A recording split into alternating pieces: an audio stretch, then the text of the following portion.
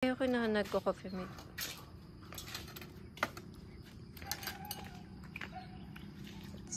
Umiinom ka ng Milo, nak?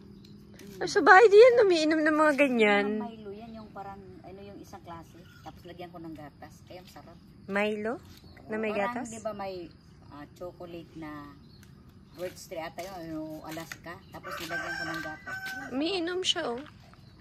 Okay, because live, ano, yan.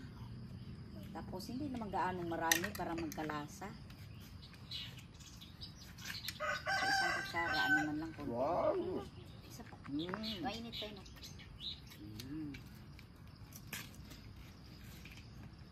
Give love hotdog.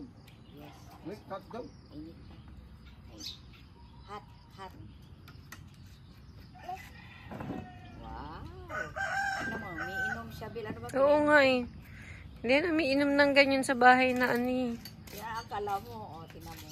Hot kasi siya nga, ano na yun. Sarap kaya, nilagyan ko ng gatas.